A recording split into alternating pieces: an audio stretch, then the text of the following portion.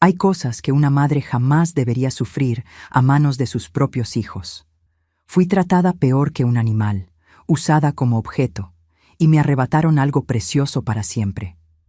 Ellos pensaron que nunca tendría el valor, pero después de años en silencio, una noche fue todo lo que necesité para cambiar el juego.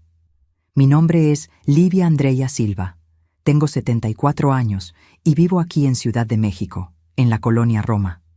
Fui maestra de primaria durante casi 4 décadas hasta jubilarme en 2011.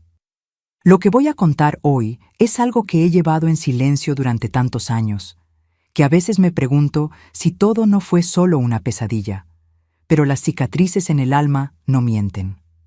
Tal vez mi historia ayude a alguien que esté pasando por situaciones donde el respeto y el amor son olvidados dentro del propio hogar.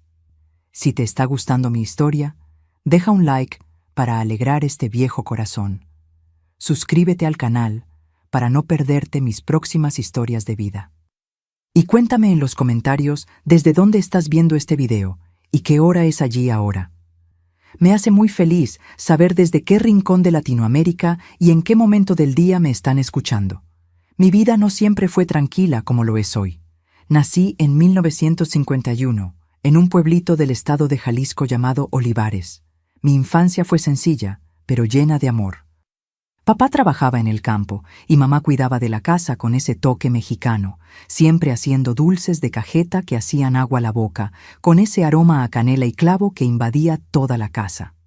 Los domingos, después de misa, comíamos esos chiles en nogada que solo los mexicanos saben hacer bien. Ándale.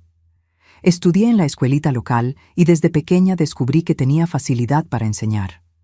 Las maestras siempre me pedían que ayudara a los compañeros que tenían más dificultades. Livita tiene buena mano para enseñar, decían. En 1969, a los 18 años, conseguí una plaza para estudiar magisterio en Ciudad de México. Fue la primera vez que salí de mi tierra. Mamá lloró en la terminal de autobuses. Papá se quedó callado como siempre, pero vi en sus ojos un brillo de orgullo. La capital mexicana me encantó desde el principio. Los edificios, el movimiento, el zócalo con aquellos jardines tan bien cuidados. Viví en una pensión de señoritas cerca del centro, donde doña Juracía cuidaba de nosotras como si fuéramos sus hijas. Niña, no vuelvas después de las 6, que Ciudad de México no es como tu Olivares, ¿eh? Siempre decía con ese acento arrastrado. Fue en una fiesta de la independencia de la escuela donde hacía prácticas en 1971, cuando conocí a Augusto. Él tenía 25 años y trabajaba en el Banco Nacional. Alto, de hombros anchos, siempre bien vestido y con una sonrisa que me dejaba sin aliento. Me invitó a bailar y después me ofreció un pedazo de pan de elote. Una muchacha bonita como tú no puede quedarse sola en una noche de fiesta, dijo. Y yo, tonta como era, creí que había encontrado a mi príncipe azul. El noviazgo fue rápido, como era costumbre en aquella época. En 1973, a los 22 años, nos casamos en una ceremonia sencilla en la Basílica de Guadalupe. Augusto ya había comprado una casita en las afueras de la ciudad, cerca de lo que hoy es la Colonia Condesa. En aquella época era casi zona rural, con mucho verde y pocos vecinos. Yo estaba radiante con mi nueva vida, mi marido trabajador, mi primer hogar solo para nosotros. Poco sabía yo que aquella casita aislada, que me parecía tan romántica, sería el escenario de una historia que hasta hoy me duele contar. Poco después de casarme, me di cuenta de que Augusto tenía un carácter particular. Insistía en hacer todo a su manera, desde la hora de dormir hasta el color de las cortinas. Livia, mujer mía, no necesitas preocuparte por estas decisiones, decía. Al principio, hasta me pareció bonito ese modo protector suyo, pero con el tiempo fui notando que no tenía voz dentro de mi propia casa. Nuestra primera hija, Aparecida, nació en 1974, apenas un año después del matrimonio. Acababa de conseguir mi primera plaza como maestra en una escuela municipal, pero Augusto pronto decidió que debía quedarme en casa. Hijo mío necesita madre presente, no una niñera criándolo, decía con esa voz que no aceptaba discusión. renuncié al sueño de enseñar, al menos temporalmente, creyendo que sería lo mejor para nuestra niña. En 1976 nació nuestro segundo hijo, Osvaldo. Augusto estaba tan orgulloso de tener un varón que organizó una fiesta para todo el vecindario. Ahora sí, tengo un hombre para ayudarme a cuidar de estas mujeres, les decía a los invitados mientras daba palmadas en la espalda de su hermano Jerónimo, que vivía en Querétaro y vino especialmente para conocer a su sobrino. Nuestra familia fue creciendo junto con la casa. En 1977 tuvimos a Durval, en 1978 a Gersina y en 1979 a los gemelos Teodoro y Zenaida. Augusto decía que quería una familia grande como en los viejos tiempos. Familia grande es familia fuerte, repetía con orgullo. Yo apenas tenía tiempo para respirar entre un pañal y otro, pero la sonrisa de cada niño me daba fuerzas para continuar. Además de nuestros hijos biológicos, Augusto tenía un corazón que no podía decir no a un niño necesitado. Comenzó en 1980, cuando encontró a un niño durmiendo en la puerta del banco donde trabajaba. Nadir tenía apenas 8 años y había huido de un padrastro violento. «Livia, no puedo dejar a este niño en la calle. Vamos a cuidarlo hasta que encuentren a su familia», dijo. Pero la familia nunca apareció y Nadir acabó quedándose con nosotros. Después vino Diva, una niña de 6 años que la trabajadora social del barrio trajo porque su madre estaba internada con tuberculosis y no tenía a nadie más. La madre acabó falleciendo y Diva se convirtió en otra hija.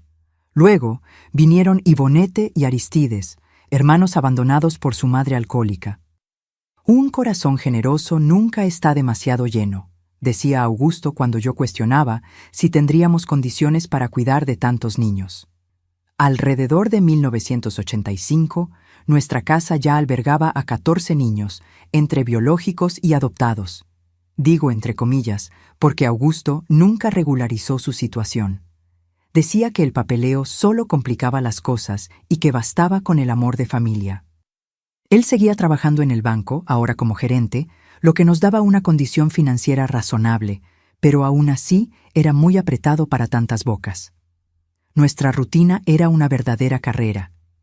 Me levantaba a las 4:30 de la mañana para preparar el desayuno de todos. El fogón de leña ya empezaba a calentar la cocina mientras yo amasaba el pan que había dejado reposar la noche anterior. El olor a café recién hecho mezclado con pan de elote, recién salido del horno, era la señal para que los niños empezaran a bajar. Primero los mayores, después los pequeños, en una fila que parecía no tener fin. Aparecida, ya con 11 años, me ayudaba con los más pequeños. Era una niña seria, de pocas palabras, siempre pendiente de sus hermanos.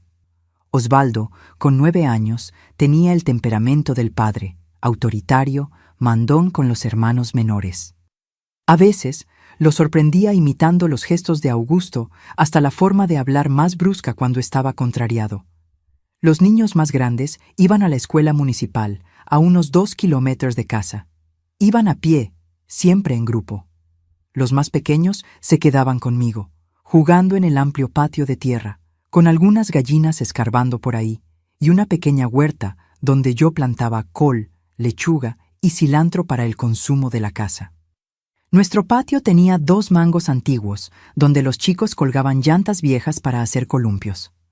También había un pequeño arroyo que pasaba por el fondo de la propiedad, donde a los niños les gustaba jugar en días calurosos, pescando charales con coladores improvisados. «Tía Livia, atrapé uno», gritaban animados cuando conseguían algún pececillo, que la mayoría de las veces yo les mandaba soltar de vuelta al agua. Por la tarde, después de que todos volvían de la escuela, la mesa larga de madera que Augusto había hecho se llenaba de cuadernos y libros. Aunque no pudiera trabajar fuera, no dejé de ser maestra. Les enseñaba a todos en casa, ayudaba con las tareas, hacía dictados y cuentas. El estudio es lo único que nadie puede quitarles, siempre les decía, repitiendo lo que mi madre me decía a mí. Los años fueron pasando y más niños fueron llegando. En 1986, un sacerdote de la parroquia local nos trajo a 3 hermanos, Olinda, Eustaquio y Agenor, que habían perdido a sus padres en un accidente de coche. En 1987, dos niñas, Hortensia y Quiteria, hijas de una prima lejana de Augusto que se había ido a probar suerte a Monterrey, y no consiguió mantenerlas. En 1988, el propio Augusto trajo a casa a Isidoro, un niño de 5 años que encontró pidiendo limosna en la puerta del mercado. Hasta 1990, nuestra familia ya contaba con 26 niños. No teníamos suficientes habitaciones. Entonces, Augusto construyó un galpón en el fondo de la casa, donde colocó literas para los chicos mayores. Las niñas compartían las habitaciones de la casa principal. Era una vida sencilla, con muchas dificultades, pero yo creía que estábamos haciendo el bien. Augusto era estricto con todos. Exigía disciplina, silencio durante las comidas y respeto absoluto a sus órdenes. Casa sin orden se vuelve caos, repetía siempre. Cualquier desobediencia era castigada con cinturón, algo que yo intentaba evitar, pero raramente conseguía interferir. «No me desautorices delante de ellos, Livia», me decía después, cuando estábamos solos. Comencé a notar algunas cosas extrañas cuando Aparecida cumplió 13 años. Empezó a estar cada vez más callada. Evitaba quedarse a solas con el padre o con algunos de los hermanos mayores. Una vez la encontré llorando, escondida detrás del lavadero. «No es nada, mamá». «Solo estoy cansada», dijo, desviando la mirada. Yo debería haber insistido, debería haber percibido las señales, pero con tantos niños y tantas tareas, acabé dejándolo pasar. En 1990, Augusto empezó a traer a casa a algunos amigos del banco, hombres que decía eran importantes para su carrera. Venían los fines de semana, traían bebidas, conversaban alto en el porche, mientras los niños eran obligados a quedarse quietos en las habitaciones. «Es solo por unas horas, después se van», decía Augusto cuando yo me quejaba. Fue en esa época cuando noté los primeros cambios en el comportamiento de varios de los chicos mayores. Osvaldo, ahora con 14 años, empezó a imitar no solo la forma autoritaria del padre, sino también la manera en que él me miraba a mí y a las niñas mayores de la casa. Nadir, con sus 18 años, se volvió distante, salía mucho de casa y volvía oliendo a alcohol. Teodoro, con 11 años, empezó a maltratar a los animales del patio, algo que nunca había hecho antes. «Están creciendo. Es normal esta rebeldía», decía Augusto cuando yo comentaba sobre estos cambios. Pero en el fondo de mi corazón, sabía que algo no estaba bien. Había un ambiente pesado en aquella casa, algo que yo no conseguía explicar, pero que me causaba una angustia creciente cada vez que Augusto salía a trabajar y me dejaba sola con todos aquellos jóvenes que poco a poco empezaban a mirarme de un modo que una madre nunca debería ser mirada. Fue en 1991, cuando cumplí 40 años, que mi vida empezó a cambiar de manera drástica. Augusto sufrió un derrame durante una reunión en el banco y quedó internado casi un mes. Durante ese tiempo, por primera vez en años, respiré un poco más aliviada, sin su presencia controladora. Fue cuando me di cuenta de cuánto mis hijos se estaban transformando en personas que ya no reconocía. Con Augusto en el hospital, la casa parecía diferente. Era como si un peso hubiera sido temporalmente levantado de nuestros hombros. Los niños hablaban más alto, reían más libremente, y yo me vi respirando con más facilidad. «¿Él va a mejorar pronto, mamá?», preguntó Gersina, entonces con 13 años, de un modo que no parecía ansiar una respuesta positiva. Yo visitaba a Augusto todos los días en el hospital. Los médicos decían que el derrame había sido grave, que tal vez no volvería a caminar bien, que necesitaría cuidados constantes. «La señora va a necesitar mucha fuerza, doña Livia», dijo el doctor Evaristo, un señor de cabellos canosos y ojos cansados que parecía comprender más que solo el cuadro clínico de mi marido. Cuando llegaba a casa después de las visitas, encontraba un silencio extraño. Los niños parecían evitarme, principalmente los mayores. Osvaldo, ahora un joven de 15 años, comenzó a asumir el papel del padre. «Mamá, no olvides cerrar bien el portón». Estas cuentas necesitan pagarse hasta mañana, decía en un tono que me recordaba tanto a Augusto que a veces me asustaba. Después de 3 meses de internación, Augusto volvió a casa, pero ya no era el mismo hombre. La mitad del rostro paralizado, dificultades para hablar, dependiente de una silla de ruedas. Su personalidad también cambió, más callado, más amargo, con accesos de rabia que hacían que los niños pequeños corrieran a esconderse. Inútil. Ahora soy un inútil, murmuraba entre dientes cuando creía que nadie lo estaba oyendo. Fue en esa época que necesité conseguir un empleo. El banco ofreció una jubilación por invalidez para Augusto, pero no era suficiente para mantener a toda aquella familia. Conseguí una plaza como maestra en una escuela municipal, no muy lejos de casa, gracias a mi título de magisterio, que estaba guardado hacía casi 20 años. ¿La señora tiene experiencia?, preguntó la directora. ¿Criar y educar a 26 niños cuenta como experiencia?, respondí, y ella sonrió con simpatía. Con mi salida para trabajar, la dinámica de la casa cambió completamente. Aparecida, entonces con 17 años, quedó encargada de cuidar al padre y de la casa mientras yo estaba fuera. Los mayores ayudaban con los menores y yo dejaba todo organizado antes de salir. Comida preparada, ropa lavada, lista de tareas para cada uno. «Ve, Livia, ve a ganar el pan que yo ya no puedo traer», me dijo Augusto el primer día que salí a trabajar. Había una mezcla de vergüenza y resentimiento en su voz que me partía el corazón. Los primeros meses fueron difíciles, pero poco a poco fuimos encontrando un nuevo ritmo. Yo salía a las 6:30 de la mañana y volvía a las 17:30.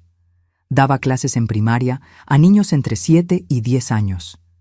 Era agotador, pero me sentía viva de nuevo, útil. Los niños de la escuela me llamaban Tía Livia, y yo volvía a casa con historias sobre sus progresos, sus dibujos, sus preguntas curiosas. Fue en 1992, casi un año después del derrame de Augusto, que comencé a notar cambios preocupantes en casa. Llegaba exhausta del trabajo y encontraba la casa cada vez más desordenada. Los niños pequeños parecían asustados, se escondían en los rincones. Aparecida estaba cada vez más callada, con ojeras profundas y una mirada vacía. ¿Está todo bien?, preguntaba yo. Solo cansancio, mamá, respondía ella, desviando los ojos. Una noche me desperté con un llanto ahogado que venía de la habitación de las niñas. Me levanté despacio para no despertar a Augusto, que ahora dormía en un cuarto adaptado en la planta baja, y seguí el sonido. Era Quiteria, entonces con 10 años, encogida en la cama, abrazada a su hermana Hortensia. «¿Qué pasó, mi flor?», pregunté, sentándome en el borde de la cama. «Tuve una pesadilla, solo eso», respondió. Pero su mirada contaba otra historia. Hortensia solo apretó más fuerte la mano de su hermana. En esa misma época, Nadir y algunos de los muchachos mayores empezaron a traer bebidas a casa. Escondían las botellas en el galpón del fondo, pero yo encontraba las evidencias. El olor en su aliento, las botellas vacías tiradas en el patio, el comportamiento alterado. «Es solo una cervecita de vez en cuando, mamá». «¿Qué tiene de malo?», decía Teodoro, entonces con 13 años, pero con una manera de hablar que parecía mucho mayor. En una tarde de domingo, volviendo más temprano del mercado, encontré un coche desconocido estacionado frente a la casa. Entré sin hacer ruido y oí voces masculinas que venían de la sala. Eran 3 hombres que nunca había visto antes, conversando con Osvaldo y Nadir. Cuando me vieron, hubo un silencio repentino. «Son solo amigos de la escuela, mamá», explicó Osvaldo rápidamente. Los hombres se despidieron y salieron apresurados.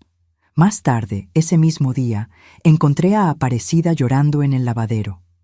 «¿Qué está pasando en esta casa, hija?», pregunté, sosteniendo sus manos entre las mías.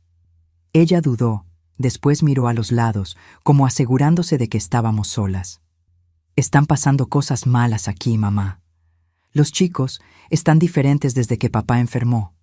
Traen gente extraña, beben y...» Ella se detuvo como si las siguientes palabras fueran demasiado pesadas para salir. «¿Y qué, hija?», insistí.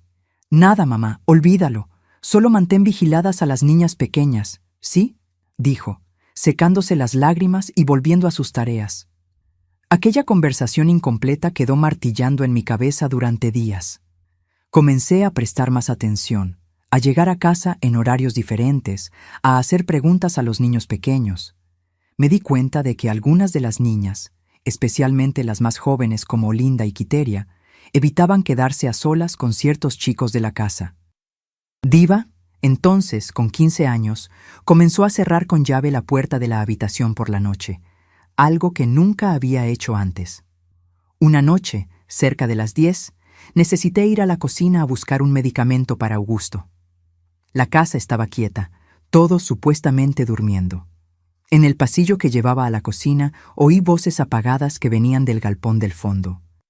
Me acerqué despacio y por la rendija de la ventana vi una escena que heló mi sangre.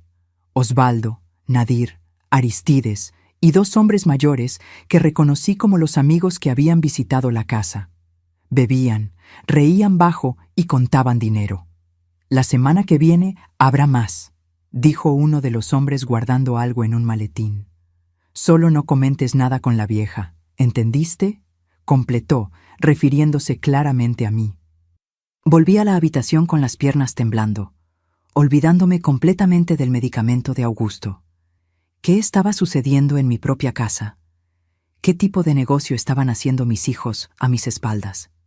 En las semanas siguientes, noté más cosas extrañas. Ropa de bebé escondida en el armario del sótano, una conversación apagada sobre cuándo ella estará lista, dinero que aparecía misteriosamente, que Osvaldo decía que era de trabajos ocasionales que él y los muchachos hacían en la ciudad. Y lo más perturbador, Gersina, mi hija de 14 años, con náuseas matutinas que intentaba ocultar.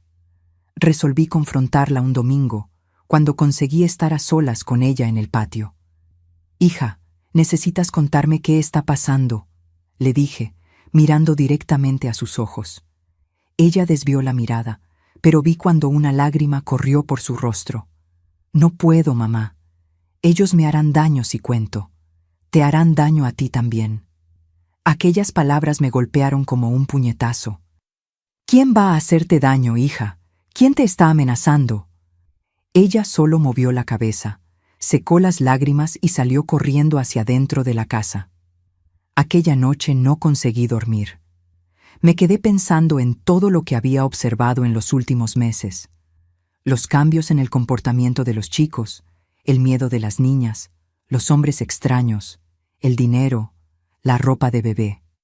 Fue una semana después de ese día que encontré a Gersina vomitando en el baño, temprano en la mañana, antes de que yo saliera para la escuela. «Es solo una indisposición, mamá», dijo. Pero había algo en su mirada que me quebró por dentro. «Estás embarazada, ¿verdad?», pregunté en voz baja. Ella no respondió con palabras, pero su silencio y las lágrimas que corrían libremente fueron respuesta suficiente. «¿Quién es el padre?», pregunté, ya temiendo la respuesta. Ella solo movió la cabeza, incapaz de hablar. Esa misma noche, después de que todos parecían haberse ido a dormir, oí sonidos que venían de la habitación de Gersina. Me levanté silenciosamente y caminé por el pasillo oscuro. La puerta de la habitación estaba entreabierta, y lo que vi por la rendija me dejó paralizada. Osvaldo, mi propio hijo, sentado en el borde de la cama de Gersina, sosteniendo su brazo con fuerza, mientras decía en voz baja pero amenazadora: «No le contaste nada a ella, ¿verdad? Porque, si le contaste…». No conseguí oír el resto. Volví a mi habitación con el corazón latiendo aceleradamente, la mente intentando procesar lo impensable. ¿Qué estaba sucediendo bajo mi propio techo? ¿Qué estaban haciendo mis propios hijos unos con otros y conmigo? Al día siguiente, falté al trabajo por primera vez.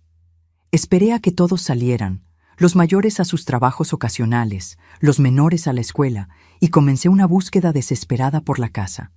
En el fondo del armario de Nadir encontré un cuaderno con anotaciones, fechas, valores.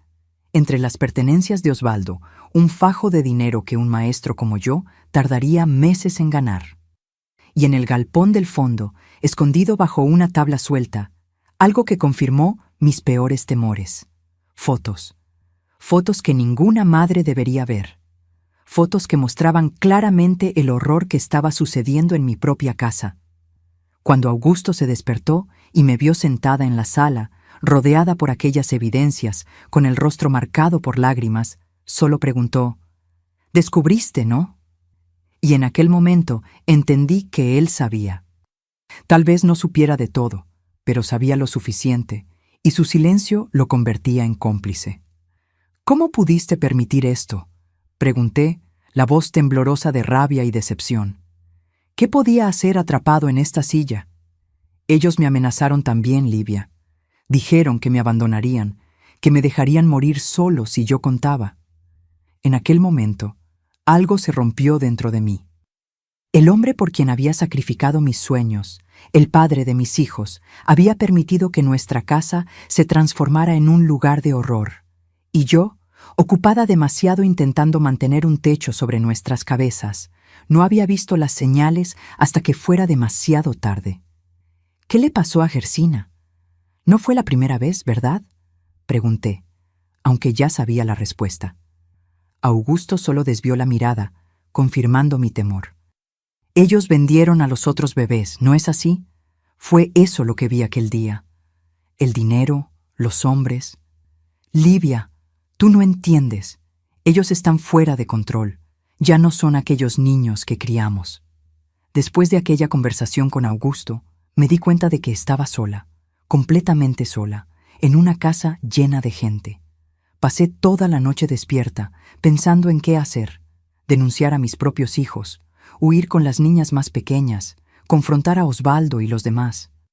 A la mañana siguiente, llamé a Aparecida para una conversación en el patio, lejos de los oídos de Augusto y de los demás. «Necesito que me cuentes todo, hija. No puedo ayudar si no sé qué está pasando». Aparecida, con lágrimas en los ojos, finalmente dejó salir la historia. Después de que Augusto tuvo el derrame, Osvaldo y Nadir, entonces con 16 y 19 años, comenzaron a sentirse dueños de la casa. Primero eran pequeñas cosas, exigencias, órdenes, reglas absurdas que imponían a los hermanos menores. Después comenzaron a traer amigos, hombres mayores que conocían en la calle o en el trabajo. Comenzó con Diva, me contó, la voz casi un susurro. Ella era bonita, tenía 15 años. Ellos la llevaban al galpón por la noche. Decían que si ella te contaba a ti, harían lo mismo con las niñas menores. Mi corazón se encogió tanto que pensé que iba a parar. ¿Y después? ¿Después fueron las otras?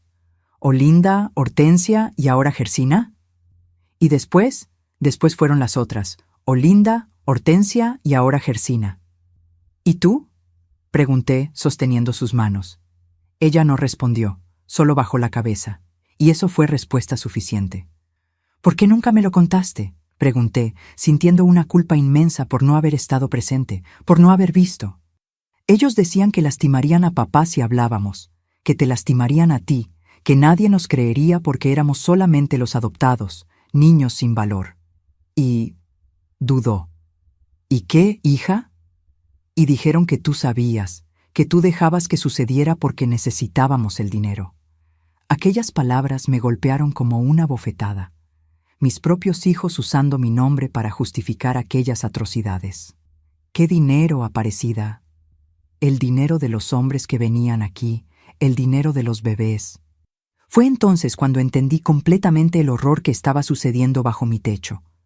No era solo Gersina. Había otras antes que ella. Y los bebés nacidos de aquellos abusos eran vendidos para adopción ilegal. Los amigos que visitaban la casa eran intermediarios, tal vez hasta padres interesados en comprar niños. «¿Cuántas veces?», pregunté, la voz quebrada. «3 que yo sepa. La primera fue Diva hace casi 2 años, después Olinda, ahora Gersina». Pasé la mano por el rostro, intentando procesar aquella información. «¿Y yo? ¿Ellos alguna vez?». Aparecida desvió la mirada. «Ellos hablan de ti cuando beben. Dicen que tú serías la próxima, que solo estaban esperando el momento adecuado». Un escalofrío recorrió mi espina. Mis propios hijos planeando violarme, usarme como habían usado a mis niñas. El impacto fue tan grande que me quedé sin aire por un momento. Voy a sacaros de aquí, dije determinada. A las niñas, por lo menos. Ellos no van a dejar que nos vayamos, mamá. Ellos tienen contactos ahora, gente peligrosa. No tienes idea de lo que son capaces. En los días siguientes intenté actuar normalmente, como si no supiera nada, mientras planeaba una salida. Llamé a algunos refugios, pero ninguno tenía plazas para tantas niñas de una vez. Pensé en denunciar a la policía, pero temía por la seguridad de los niños, en caso de que los muchachos mayores descubrieran antes de que pudiéramos salir de allí. Una noche, cerca de 2 semanas después de esa conversación con Aparecida, volví más tarde del trabajo. La escuela había tenido una reunión de maestros que se extendió más allá del horario. Llegué a casa alrededor de las 19:30, cuando normalmente llegaba a las 17:30. La casa estaba extrañamente silenciosa. Los niños pequeños ya deberían estar durmiendo, pero no había señal ni siquiera de los mayores. Solo una luz débil venía de la habitación de Augusto en la planta baja. Entré silenciosamente, dejando mi bolso en la mesa de la cocina. Fue cuando oí voces que venían del galpón del fondo. Reconocí inmediatamente la voz de Osvaldo y de uno de los hombres que frecuentaban la casa. Me acerqué con cuidado por el lateral de la casa hasta llegar a una ventana que daba vista parcial al interior del galpón. Lo que vi me congeló en el lugar. Había unos 10 hombres allí dentro, incluyendo a Osvaldo, Nadir, Teodoro y algunos de los otros muchachos mayores. Estaban en círculo y en el centro estaba Gersina, de pie temblando, con el rostro marcado por lágrimas. Uno de los hombres sostenía su brazo con fuerza, mientras el otro decía algo sobre valor por el paquete completo. Retrocedí horrorizada y en la prisa tropecé con un balde que estaba en el patio. El ruido alertó a los hombres dentro del galpón. ¿Hay alguien ahí fuera?, gritó uno de ellos. Corrí hacia dentro de la casa, cerrando con llave la puerta de la cocina detrás de mí. Segundos después, oí golpes violentos. «¡Mamá, abre esa puerta!», gritó Osvaldo. «Voy a llamar a la policía», respondí, la voz temblorosa de miedo y rabia. «Si llamas a la policía, Gersina se va a poner mal, y tú también». Respiré hondo, buscando valor. «Deja entrar a Gersina, solo a ella». Hubo un momento de silencio. Después, Osvaldo respondió. «Está bien, pero después necesitamos hablar». La puerta se abrió apenas lo suficiente para que Gersina entrara y entonces fue cerrada de nuevo. La niña corrió a mis brazos, sollozando descontroladamente. La llevé a mi habitación y cerré la puerta con llave. «¿Qué te estaban haciendo?», pregunté, aunque ya sabía la respuesta. Ellos me estaban mostrando a aquellos hombres, diciendo que... Ella no consiguió terminar, ahogada por el llanto. Abracé a mi hija con fuerza, sintiendo su cuerpo frágil temblar. «Va a estar todo bien. Voy a sacarte de aquí. Voy a sacaros a todas». Pero incluso mientras decía esas palabras, oía los pasos pesados subiendo la escalera. El pomo de la puerta giró y entonces vino el golpe. «Mamá, necesitamos hablar», sonó la voz de Osvaldo del otro lado, falsamente calmada. «Abre la puerta». «Vete, mañana hablamos», respondí, sosteniendo a Gersina más cerca. «No es así como funciona ahora. O abres esa puerta ahora, o la derribamos». Nunca había oído a mi hijo hablar así, con tanta frialdad, tanta amenaza en la voz. «Voy a llamar a la policía», amenacé nuevamente. Una risa seca vino del otro lado de la puerta. «¿Y decir qué? ¿Que no consigues controlar a tus propios hijos? ¿Que tienes una casa llena de niños sin documentos? ¿Que no notaste lo que estaba pasando debajo de tus narices durante 2 años? Cada palabra era como un cuchillo, principalmente porque había algo de verdad en ellas. ¿Cómo explicaría a las autoridades que había permitido que esto sucediera incluso sin saberlo? La puerta comenzó a temblar con los golpes. «Vamos a contar hasta 3, mamá. 1». Miré alrededor desesperada, buscando una salida, un arma, cualquier cosa. 2. Fue cuando oí la voz de Augusto. ¿Qué está pasando aquí? Los golpes pararon. Nada, papá. Mamá está con Gersina en la habitación y no quiere abrir. Estamos preocupados. ¿Preocupados? La voz de Augusto sonó débil pero firme. Vi a los hombres saliendo por el fondo. ¿Qué estaban haciendo aquí? Amigos míos vinieron a jugar cartas. No me mientas, muchacho. La voz de Augusto subió de tono, sorprendiéndome incluso a mí. Sé lo que habéis estado haciendo. Livia me lo contó todo. Hubo un momento de silencio. Después oí pasos alejándose. Minutos después, un golpe leve en la puerta. Livia, soy yo. Los chicos se fueron. Abrí la puerta con cuidado. Augusto estaba allí en su silla de ruedas, el rostro pálido. Detrás de él, en el pasillo, estaban Aparecida y algunas de las niñas más jóvenes, todas con expresiones de miedo. Volverán, dijo Augusto entrando en la habitación, cuando se den cuenta de que estaba mintiendo. No podemos quedarnos aquí. Lo miré confundida. ¿Qué quieres decir? Ellos no van a parar. Están involucrados con gente peligrosa, gente que paga bien por bebés. La dificultad con que dijo esas palabras mostraba cuánto la realidad lo repugnaba también. Tú lo sabías todo el tiempo, acusé, la rabia volviendo. No al principio. Lo descubrí hace algunos meses cuando oí una conversación entre Osvaldo y Nadir. Señaló su propia condición física. Intenté hablar con ellos, pero me amenazaron. Dijeron que me abandonarían, que moriría solo si te lo contaba a ti. ¿Y tú les creíste? ¿Preferiste protegerte a ti mismo antes que a tus hijas? El rostro de Augusto se contrajo de vergüenza. Fui débil, Livia, débil y cobarde, pero ahora estoy aquí y necesitamos sacar a las niñas de esta casa antes de que ellos vuelvan. Aquella noche vivimos horas de puro terror.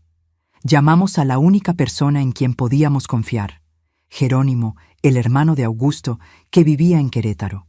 Él prometió venir a buscarnos, pero tardaría al menos 4 horas en llegar.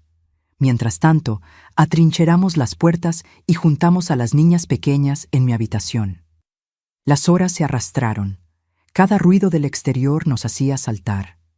Intenté calmar a los niños contando historias, fingiendo una tranquilidad que estaba lejos de sentir. Alrededor de la medianoche, oímos un coche parar frente a la casa. Después, pasos y voces alteradas. Osvaldo y los otros habían vuelto y no estaban solos. «Mamá, sabemos que estás ahí. Abre la puerta o la derribaremos». Con el corazón latiendo acelerado, instruí a los niños a esconderse en el baño. Augusto se quedó en la sala, en su silla, como última barrera entre los muchachos y las niñas. Los golpes en la puerta se intensificaron hasta que finalmente oímos el astillarse de la madera. Habían entrado. Lo que sucedió a continuación fue como una pesadilla a cámara lenta. Osvaldo y Nadir entraron primero, seguidos por 3 hombres que yo no reconocía. Augusto intentó detenerlos, pero fue fácilmente empujado a un lado, su silla de ruedas volcando. «¿Dónde está Gersina?», exigió Osvaldo, ahora sin ningún disfraz de respeto. «Ella no está aquí», mentí, intentando ganar tiempo. «La llevé a casa de una amiga». Osvaldo se acercó a mí, el rostro a centímetros del mío. Pude sentir el olor a alcohol en su aliento. «Estás mintiendo. Sabemos que están todas aquí». Fue cuando me agarró del brazo con tanta fuerza que sentí los dedos hundirse en mi carne. «Ahora vas a escucharnos y vas a escuchar bien. Esta casa es nuestra ahora. Estas niñas son nuestras. ¿Y tú?». Sonrió de un modo que me heló el alma. «Tú finalmente entenderás tu lugar en esta familia». Me arrastró en dirección a la escalera mientras yo luchaba y gritaba. Los otros hombres comenzaron a registrar la casa, buscando a las niñas. En el momento en que todo parecía perdido, oímos la sirena de un coche de policía acercándose. La expresión de Osvaldo cambió instantáneamente del triunfo al pánico. «¿Quién llamó a la policía? ¿Fuiste tú?», gritó, apretando aún más mi brazo. En ese momento, Augusto habló desde la posición donde había caído. «Fui yo, incluso antes de que llegarais. Se acabó, hijo, se acabó». Osvaldo me soltó como si hubiera sido quemado, y él y los otros hombres corrieron hacia el fondo de la casa. Segundos después, oímos el ruido de un coche arrancando a alta velocidad. Cuando la policía finalmente entró, encontró una escena de devastación. Muebles rotos, puertas destrozadas y una familia destruida. Pero estábamos vivos. Las niñas estaban seguras por el momento y por primera vez en mucho tiempo sentí que tal vez, solo tal vez, hubiera una salida para aquella pesadilla. Lo que no sabía era que aquella noche sería apenas el comienzo de un período aún más difícil. Los muchachos habían huido, pero no desaparecido, y no estaban dispuestos a desistir del lucrativo negocio que habían construido, ni de su venganza contra mí por haberlos denunciado. La policía tomó declaración a todos nosotros aquella noche, pero yo sabía que no teníamos mucho tiempo. Osvaldo y los demás habían huido, pero no irían lejos. Tenían contactos, dinero y, principalmente, un negocio que no abandonarían fácilmente. El sargento Ed Milson, un hombre de mediana edad con ojos cansados que parecían haber visto de todo, me aconsejó salir de la casa lo antes posible. ¿La señora tiene a dónde ir con los niños?, preguntó mientras sus hombres aún recogían evidencias por la casa. El hermano de mi marido viene desde Querétaro, respondí. Debe llegar en algunas horas. El sargento movió la cabeza. Doña Livia, con todo respeto, una patrulla no puede quedarse aquí indefinidamente, y cuando amanezca, nuestro turno termina.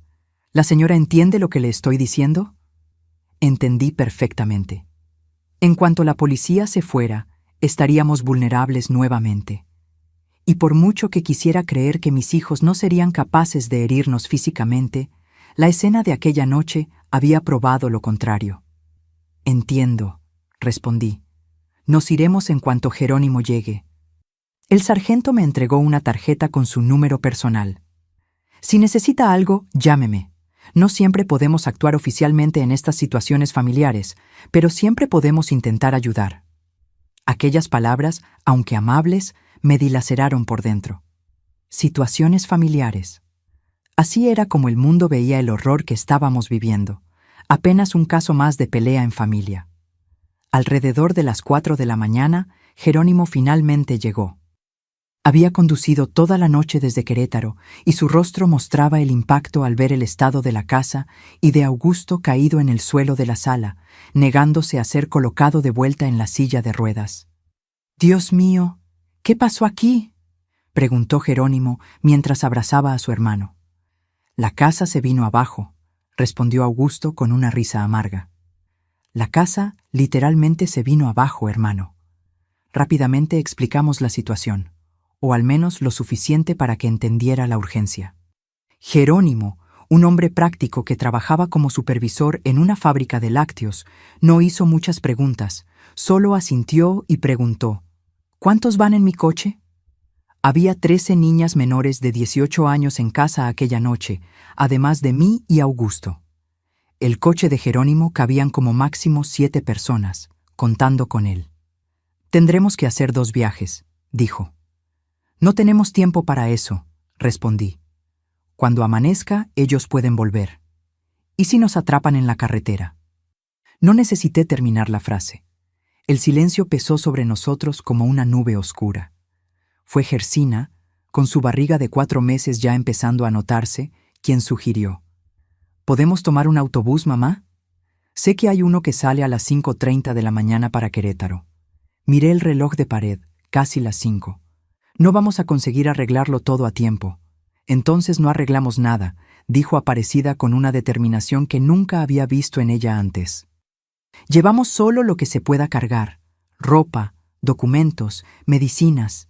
El resto se queda. El resto se queda». Era una idea tan simple y tan dolorosa al mismo tiempo. Dejar atrás la casa que había sido mi hogar durante casi 20 años, los muebles que Augusto y yo compramos con tanto sacrificio, las fotos, los recuerdos, los pequeños tesoros acumulados a lo largo de una vida. Pero mirando los rostros asustados de mis niñas, me di cuenta de que nada de eso importaba. Lo que importaba era sacarlas de allí, llevarlas a un lugar seguro donde pudieran volver a ser niñas, no mercancías. «De acuerdo», decidí. «Jerónimo lleva a Augusto y a las 4 más pequeñas en el coche. Yo voy con el resto en el autobús. Nos encontramos en la terminal de Querétaro. En menos de 20 minutos, cada una de las niñas había llenado una bolsa o mochila con lo esencial. Yo corrí a la habitación, cogí mis documentos, algunas ropas y, por impulso, el álbum de fotos de nuestra boda. Era tonto, tal vez, pero en aquel momento sentí la necesidad de agarrarme a un recuerdo de cuando éramos felices, o al menos creíamos que lo éramos. El sargento Edmilson nos ofreció una patrulla para llevarnos hasta la terminal de autobuses.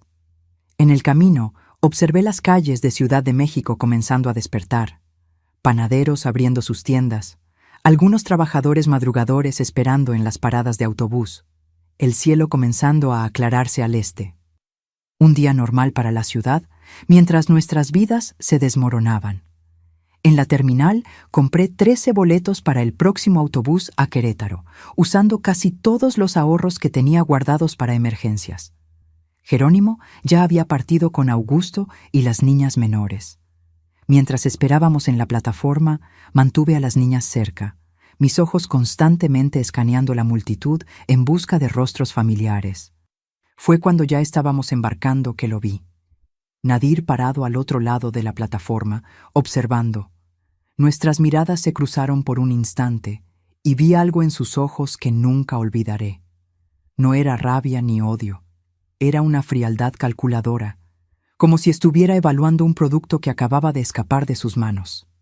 Empujé a Aparecida, que estaba delante de mí, hacia dentro del autobús. «Rápido, entren todas», susurré urgentemente. Pero era demasiado tarde. Nadir ya se estaba moviendo en nuestra dirección y vi que no estaba solo. Teodoro y 2 hombres que no reconocía estaban con él. «¡Mamá!», exclamó Gersina, el miedo evidente en su voz. «Entren al autobús», repetí, intentando mantener la calma. «Yo voy justo detrás». Cuando la última de las niñas entró, me volví para enfrentar a mis hijos. Nadir llegó primero, parándose a pocos pasos de mí. «¿A dónde crees que vas, mamá?», preguntó con una falsa dulzura en la voz. «Lejos de ustedes», respondí simplemente. Él se rió, un sonido que no tenía nada de alegre. «¿Y crees que te dejaremos, después de todo lo que hiciste? ¿Después de todo lo que yo hice?». Mi voz subió una octava. «¿Ustedes abusaron de sus propias hermanas, vendieron bebés y yo soy la que hizo algo malo?». Nadir miró alrededor, preocupado de que alguien pudiera oír. «Baja la voz», siseó. «Tú no sabes de lo que estás hablando. Sé perfectamente. Y si ustedes no me dejan ir ahora mismo, voy a gritar para que toda esta terminal oiga lo que han hecho». Fue un farol desesperado, pero funcionó. Nadir retrocedió un paso, mirando nerviosamente a los guardias de la terminal, que pasaban no muy lejos. «No llegarás lejos», amenazó. «Sabemos dónde vive el tío Jerónimo, los encontraremos». «Entonces iré más lejos aún», respondí. «Y si se acercan a las niñas nuevamente, juro por Dios que los haré pagar». En ese momento, el conductor del autobús tocó la bocina, indicando que era hora de partir. Di la espalda a mis hijos y subí los escalones, sintiendo sus miradas en mi espalda como cuchillos afilados. Me senté al lado de Gersina, que temblaba como una hoja. El autobús comenzó a moverse y por la ventanilla vi a Nadir y los otros parados en la plataforma, observando nuestra partida con expresiones que mezclaban rabia y cálculo. «Vendrán a buscarnos, ¿verdad?», preguntó Gersina, su mano instintivamente protegiendo su vientre. «Probablemente», respondí con honestidad, «pero no estaremos allí cuando lleguen». Fue en ese momento, con el autobús dejando Ciudad de México atrás, que algo se rompió dentro de mí. No era solo tristeza o miedo, era una furia que nunca había sentido antes. Una rabia primitiva, visceral, dirigida no solo hacia mis hijos, sino hacia mí misma, por no haber visto, por no haber protegido, por haber sido tan ciega durante tanto tiempo. Las lágrimas corrían por mi rostro, pero no eran lágrimas de desesperación, eran lágrimas de determinación. Allí, en aquel autobús sacudiéndose, hice una promesa a mí misma y a las niñas que confiaban en mí. Nunca más seríamos víctimas. Nunca más. Cuando llegamos a Querétaro, Jerónimo ya nos esperaba en la terminal local. Augusto estaba en el coche con las niñas pequeñas, su rostro una máscara de vergüenza y remordimiento. «¿Qué pasó?», preguntó Jerónimo, notando mi expresión. «Nadir y los otros nos vieron saliendo», respondí. «Saben a dónde estamos yendo». Jerónimo murmuró una maldición en voz baja. «Mi casa no es segura entonces». «No», concordé. «Necesitamos ir más lejos». Fue cuando Gersina, que había permanecido en silencio, habló. «Mi tía Zulmira vive en Monterrey. Ella siempre dijo que podía visitarla cuando quisiera». Monterrey quedaba a más de 400 kilómetros de Ciudad de México, en el estado de Nuevo León, lo suficientemente lejos para darnos algo de tiempo, al menos. «¿Tienes la dirección?», pregunté. Gersina asintió. «Ella me escribía cartas a veces. Tengo la dirección memorizada». «Monterrey, entonces», decidió Jerónimo. «Pero necesitamos ir ahora. Si Nadir sabe que están conmigo, no tardará en aparecer». Nos llevó a un hotel barato cerca de la terminal, donde podríamos descansar algunas horas antes de seguir viaje. En la habitación pequeña y sencilla que compartí con Aparecida y Gersina, no conseguí dormir. Me quedé sentada en el borde de la cama, mirando por la ventana las luces de Querétaro, pensando en lo que habíamos dejado atrás y en lo que aún teníamos por delante. «Mamá», la voz de Gersina me sacó de mis pensamientos. «¿Qué va a pasar con mi bebé?». La pregunta me tomó desprevenida. Con todo lo que había sucedido, casi había olvidado el embarazo de Gersina. Un bebé concebido en la violencia, pero aún así, un bebé inocente. «¿Qué quieres que pase?», pregunté suavemente. Ella dudó, las manos acariciando la pequeña protuberancia en su vientre. «Quiero quedarme con él», dijo finalmente. «Sé que será difícil, pero es mi hijo». Sentí una ola de admiración por aquella niña. No, por aquella mujer que, incluso después de todo lo que había pasado, aún encontraba en sí la capacidad de amar. «Entonces lo cuidaremos juntas», prometí, sosteniendo sus manos. Fue esa noche, en una habitación de hotel en Querétaro, cuando tomé la decisión más difícil de mi vida. No bastaba con huir, no bastaba con escondernos. Teníamos que cortar completamente los lazos con el pasado, dejar atrás no solo una casa, sino una vida entera. A la mañana siguiente, antes de partir hacia Monterrey, pedí a Jerónimo papel y bolígrafo. Me senté en la pequeña mesa de la habitación del hotel y escribí 2 cartas. La primera estaba dirigida al director de la escuela donde yo enseñaba, explicando que necesitaba renunciar inmediatamente por motivos familiares graves. La segunda era para Osvaldo, Nadir y los demás. En esa segunda carta volqué todo lo que sentía: la decepción, la rabia, el dolor de haber sido traicionada por mis propios hijos. Dije que nunca más quería verlos, que no los consideraba más mis hijos y que si intentaban encontrarnos, no dudaría en denunciarlos a la policía, sin importar las consecuencias para mí o para el nombre de la familia. «Si tienen un poco de decencia», escribí en las últimas líneas, «usen el dinero sucio que ganaron para cuidar de su padre, que no tiene la culpa de haber criado monstruos». Entregué las cartas a Jerónimo, pidiéndole que enviara la primera y entregara la segunda personalmente, si y cuando Osvaldo o los otros aparecieran buscándonos. Cuando finalmente embarcamos en el autobús para Monterrey, yo estaba diferente. La mujer que salió de Ciudad de México ya no era la misma que había entrado. Algo había cambiado fundamentalmente dentro de mí. El miedo y la vergüenza habían dado lugar a una resolución férrea. Mirando a las niñas dormidas en los asientos a mi alrededor, agotadas después de una noche mal dormida, prometí a mí misma que de ahí en adelante nadie jamás las lastimaría nuevamente. Nadie jamás las trataría como objetos, como mercancías. Y yo nunca más sería la mujer sumisa y ciega que había permitido que aquel horror sucediera justo debajo de mis narices. La carretera hacia Monterrey se desenrollaba frente a mí, un símbolo del nuevo camino que estábamos a punto de recorrer. Mientras el autobús cortaba el interior de México, yo planeaba nuestra nueva vida, sin casa, con poco dinero y 15 bocas que alimentar, incluyendo a Augusto, que necesitaba cuidados constantes. Parecía imposible, pero en aquel momento yo estaba dispuesta a enfrentar cualquier obstáculo. Llegamos a Monterrey al final de la tarde. La ciudad era mayor de lo que imaginaba, con avenidas anchas y un movimiento que me recordó un poco a Ciudad de México. Tomamos un taxi hasta la dirección que Gersina tenía memorizada en el barrio Obispado, una zona de casas sencillas y calles arboladas.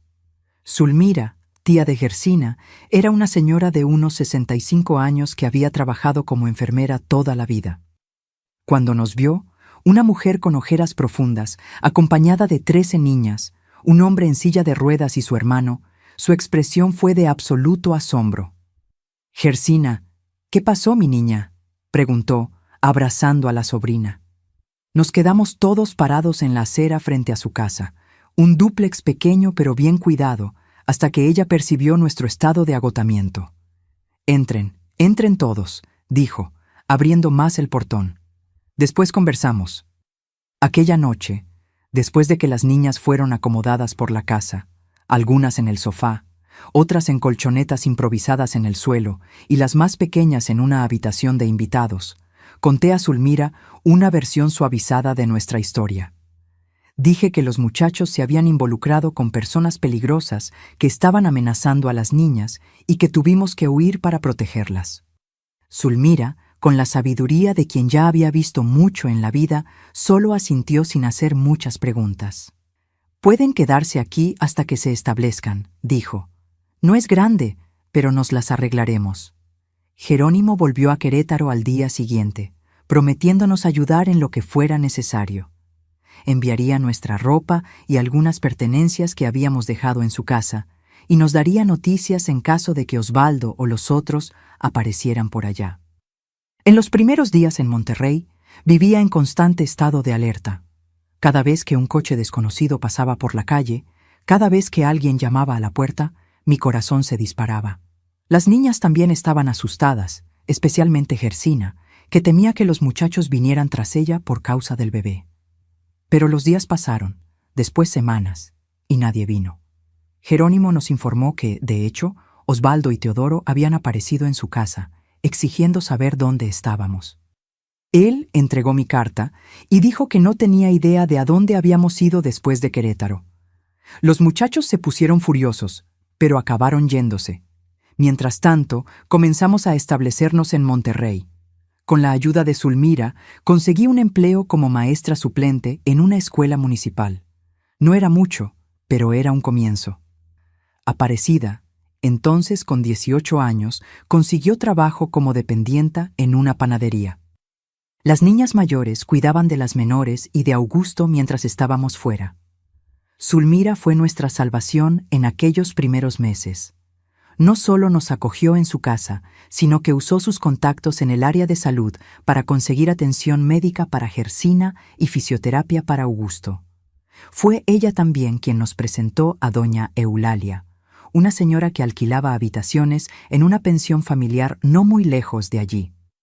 3 meses después de nuestra llegada, cuando ya habíamos juntado algo de dinero, nos mudamos a la pensión de doña Eulalia. Eran 4 habitaciones grandes en el segundo piso de una casa antigua. No era ideal. Todavía estábamos apretados con 3 o 4 personas por habitación, pero era nuestro, un lugar donde podíamos comenzar a reconstruir nuestras vidas. Fue allí, en la pensión de doña Eulalia, donde Gersina dio a luz a su hijo en diciembre de 1992, un niño saludable al que llamó Gabriel. «Mensajero de Dios», explicó, porque, a pesar de todo, él vino a traer esperanza. Sosteniendo aquel bebé en los brazos, mirando su carita, que no tenía nada de los hombres que habían lastimado a Gersina, sentí una ola de amor tan intensa que me dejó sin aliento. Gabriel era inocente, un nuevo comienzo, la prueba viva de que incluso de las situaciones más horribles podían hacer algo puro y bello. A lo largo del año siguiente, nuestra situación fue mejorando gradualmente. Conseguí un contrato permanente en la escuela e incluso comencé a dar clases particulares los fines de semana para complementar los ingresos. Aparecida fue ascendida a gerente de la panadería. Diva y Olinda, ya con 17 y 16 años, comenzaron a trabajar medio tiempo como dependientas en una tienda de ropa. Augusto, sin embargo, estaba cada día más abatido. La fisioterapia había ayudado a recuperar parte de su movilidad, pero nunca más sería el mismo. No era solo la condición física, era algo más profundo, un abatimiento del alma que parecía consumirlo desde dentro hacia afuera. No puedo mirarlas sin recordar lo que permití que sucediera, me dijo una noche cuando estábamos solos. Cada vez que veo a Gersina con Gabriel, cada vez que veo el miedo en los ojos de las niñas, sé que fue mi culpa. Fue culpa de todos nosotros, respondí, sin conseguir sentir la rabia que antes me consumía. Yo tampoco vi lo que estaba sucediendo justo delante de mis ojos. Pero yo sabía, Livia, sabía y no hice nada. ¿Qué clase de hombre me hace eso? No tenía respuesta para esa pregunta. Augusto había fallado, sí, pero yo también. Todos nosotros, de alguna forma, habíamos fallado a aquellos niños. En mayo de 1994, poco más de 2 años después de nuestra huida de Ciudad de México, recibí una llamada de Jerónimo. Su tono de voz me dijo que algo estaba mal, incluso antes de que hablara. Livia, creo que necesitas saberlo. Osvaldo fue detenido. Mi corazón falló un latido. ¿Detenido? ¿Por qué? Tráfico de personas. Parece que él y los otros estaban involucrados en una red que vendía bebés para adopción ilegal. La policía hizo una gran operación, atraparon a varios. Me senté, las piernas de repente demasiado débiles para sostenerme. ¿Quién más? Pregunté temiendo la respuesta. Nadir, Teodoro, Aristides, algunos de los hombres con quienes trabajaban. Salió en los periódicos aquí, un escándalo tremendo. Después de colgar el teléfono, me quedé sentada por un largo tiempo, mirando a la nada. Era el fin de un ciclo. Ya no había necesidad de mirar por encima del hombro, de temer que nos encontraran. Ellos estaban presos, enfrentando la justicia por sus crímenes. Aquella noche, reuní a toda la familia en la sala de la pensión. Augusto, las niñas, el pequeño Gabriel, que ya gateaba por todas partes. Les conté sobre la detención de Osvaldo y los demás. Hubo lágrimas, claro, porque, a pesar de todo, ellos seguían siendo familia.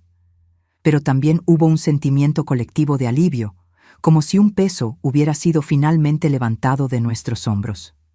¿Eso significa que podemos volver a casa?, preguntó una de las niñas menores, Quiteria, que entonces tenía 12 años. Miré alrededor de aquella sala simple pero acogedora, donde habíamos pasado los últimos 2 años, al sofá donde Augusto se sentaba todas las tardes para leer historias a las niñas, al rincón donde Gabriel tenía sus juguetes, al pequeño jardín que Hortensia había comenzado a cultivar en el fondo. «Ya estamos en casa», respondí. «Este es nuestro hogar ahora». Y era verdad. Monterrey se había convertido en nuestro hogar. Las heridas todavía estaban ahí, claro, pero comenzaban a cicatrizar. Las niñas estaban volviendo a sonreír, a jugar, a ser niñas de nuevo. Gersina, con 16 años, era una madre dedicada y había vuelto a estudiar, determinada a dar un futuro mejor a Gabriel. 2 meses después de la detención de Osvaldo, recibí una carta inesperada. Era de Durval, uno de mis hijos biológicos, que tenía 17 años cuando salimos de Ciudad de México. Él no estaba involucrado en el esquema de Osvaldo. Era uno de los pocos muchachos mayores que se había mantenido alejado. «Mamá», escribía, «supe dónde estás a través del tío Jerónimo.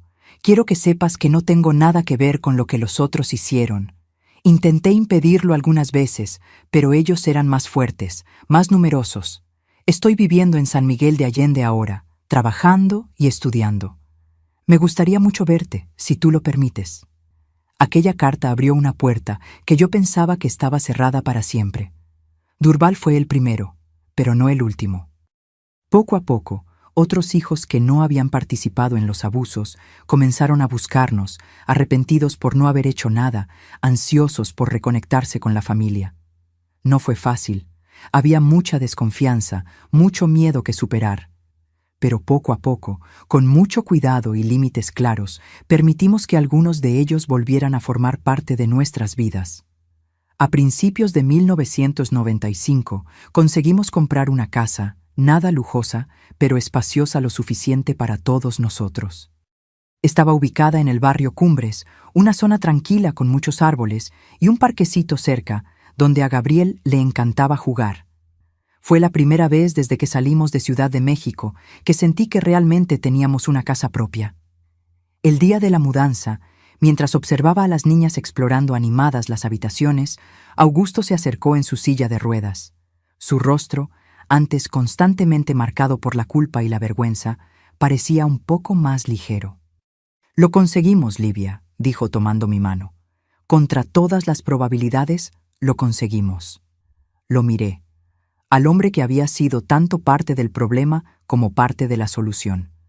No lo había perdonado completamente.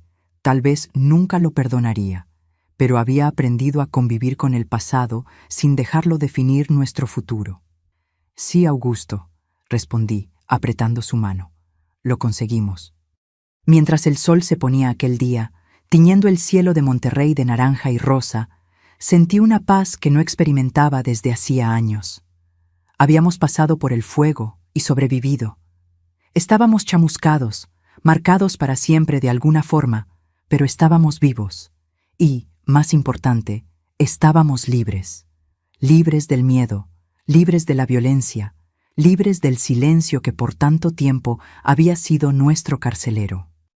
Libres para construir una vida nueva, basada en el respeto, en el cuidado mutuo y en el amor verdadero. No el amor enfermizo y posesivo que había destruido nuestra familia, sino el amor que libera, que cura, que redime. Y aquella noche, por primera vez en mucho tiempo, dormí un sueño profundo y sin pesadillas, envuelta por la certeza de que lo peor había quedado atrás. 33 años han pasado desde aquellos días difíciles. Hoy, a los 74 años, volví a Ciudad de México. No a la misma casa, claro. Aquella se vendió aún en 1995 por intermediación de Jerónimo, que se ocupó de todo el papeleo. El dinero ayudó a pagar nuestra casa en Monterrey, donde vivimos por más de 20 años felices. Augusto partió en 2005 después de un segundo derrame, más fuerte que el primero.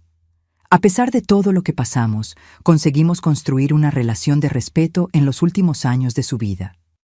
Él nunca se perdonó completamente por lo que sucedió, pero encontró alguna paz ayudando a criar a Gabriel y siendo un abuelo presente para él. Volví a Ciudad de México en 2016, ya jubilada, cuando Gabriel decidió estudiar medicina en la UNAM. «Abuelita, ven conmigo», me pidió. «Voy a necesitar a alguien que haga esos chiles en nogada tuyos». ¿Cómo decir no a aquel muchacho que trajo tanta luz a nuestras vidas? Gersina también vino. Graduada en enfermería, consiguió transferencia al Hospital General, donde trabaja hasta hoy. Mi casa actual está en la colonia Roma, no muy lejos del campus de la universidad. Es pequeña, pero acogedora, con un jardín en el fondo, donde cultivo mis verduras y flores. Las paredes están decoradas con fotografías de toda la familia. ¿Y qué familia grande se volvió? Aparecida se casó con un profesor de matemáticas y tuvo 3 hijos. Vive en Guadalajara, pero viene a visitarme regularmente. Diva se convirtió en psicóloga, especializada en trauma infantil. «Quiero ayudar a otros niños a no pasar por lo que nosotros pasamos», me dijo cuando eligió la profesión. Olinda es maestra de primaria, como yo fui. Hortensia descubrió un talento para la pintura y hoy tiene un taller en el Centro Histórico de Monterrey. Quitería trabaja con Gabriel en el Hospital General como técnica en enfermería. En cuanto a mis hijos que no participaron en los abusos, con algunos conseguí reconstruir una relación.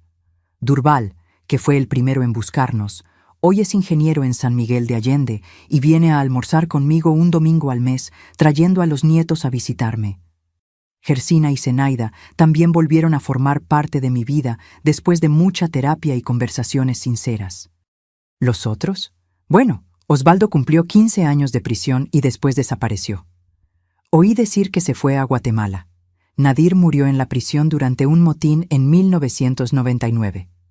Teodoro, después de salir de la cárcel, buscó ayuda psiquiátrica y vive hoy en un refugio para personas con trastornos mentales. Los demás Algunos cumplieron sus penas, otros huyeron, y de algunos nunca más tuve noticias. Y está bien así. Gabriel se graduó con honores en 2022 y hoy hace residencia en pediatría. Ver a aquel muchacho nacido en circunstancias tan terribles transformarse en un médico dedicado que salva la vida de niños es tal vez el mayor símbolo de nuestro viaje de superación. Mi rutina hoy es tranquila. Me despierto temprano, hago mi café, cuido las plantas. Los martes y jueves doy clases voluntarias de alfabetización para adultos en un centro comunitario. Los domingos, la casa se llena de voces cuando los hijos y nietos que viven cerca vienen a almorzar. Gersina prepara la comida, aprendió todos mis secretos de la cocina mexicana y aún añadió algunos propios. Por la noche me gusta sentarme en el porche y observar el cielo. A veces pienso en cómo la vida da vueltas. ¿Quién diría que después de todo volvería a Ciudad de México? No por miedo u obligación, sino por elección. Esta ciudad ya no es un lugar de pesadillas para mí. Reconquisté el derecho de andar por sus calles sin mirar atrás, de disfrutar de sus plazas y de sus jacarandas florecidas en la primavera. No voy a mentir y decir que no hay días difíciles. Hay momentos en que los recuerdos vuelven, en que me despierto en medio de la noche con el corazón acelerado. El trauma nunca desaparece completamente, pero aprendí a convivir con él, a no dejar que me defina o domine mis días. Lo que más me enorgullece es ver en las mujeres fuertes en que mis niñas se convirtieron. Ninguna de ellas se dejó destruir por lo que vivió. Cada una, a su manera, transformó el dolor en fuerza, el trauma en sabiduría. Ellas son mi mayor realización, mi legado más precioso. ¿Y Gabriel? Gabriel es nuestro milagro particular, un recordatorio diario de que incluso de las situaciones más sombrías pueden hacer luz. Cuando lo veo con su bata blanca salvando vidas, recuerdo las palabras de Gersina cuando él nació. Es un mensajero de esperanza. El ciclo de abuso fue roto. Donde había dolor, ahora hay sanación. Donde había miedo, ahora hay valor. Donde había silencio, ahora hay voces que se alzan para contar sus historias y ayudar a otros a contar las suyas. Esta es mi vida hoy. Una vida buena, rica en afecto y significado. Una vida construida de las cenizas de lo que un día fue mi peor pesadilla. Y si hay una lección que aprendí a lo largo de todo este viaje, es que nunca jamás debemos perder la esperanza. Porque incluso en la noche más oscura, siempre hay estrellas guiando nuestro camino de vuelta a la luz. Mis queridos que me están viendo, si estás pasando por momentos difíciles ahora, si sientes que no hay salida, quiero que sepas, siempre hay un mañana, siempre hay un camino, incluso cuando no podemos verlo a través de las lágrimas. La vida no es fácil, especialmente cuando enfrentamos situaciones que parecen imposibles, pero como descubrí en mi propio viaje, somos más fuertes de lo que imaginamos. Para aquellos que tienen el privilegio de nunca haber sufrido abuso, les pido que estén atentos. Observen señales de sufrimiento en aquellos a su alrededor. A veces, una mirada atenta, una pregunta sincera, un abrazo en el momento adecuado puede salvar una vida. Sean aquella persona que yo tanto necesité en mis momentos más oscuros. La dignidad y el respeto son valores universales. No importa dónde estén, extiendan su mano. Sean parte de la solución. Juntos, como una comunidad global, podemos hacer la diferencia. Y ahora, mis queridos, antes de terminar, quiero hacer una petición especial. Si esta historia tocó tu corazón, si sentiste una conexión con mis palabras, por favor, suscríbete al canal y activa la campanita. Cada suscripción me da fuerza para seguir compartiendo historias de superación que pueden ayudar a otras personas que están pasando por momentos difíciles. Deja en los comentarios la palabra valor si has visto hasta aquí. Esta simple palabra me mostrará quién realmente escuchó mi historia hasta el final y está dispuesto a ser parte de esta red de apoyo y amor que estamos construyendo juntos. Recuerden siempre, por más oscura que sea la noche, el sol siempre vuelve a brillar. Y ustedes, mis queridos, merecen sentir ese brillo en la piel, merecen días de paz, de amor, de respeto y, más que todo, merecen ser felices.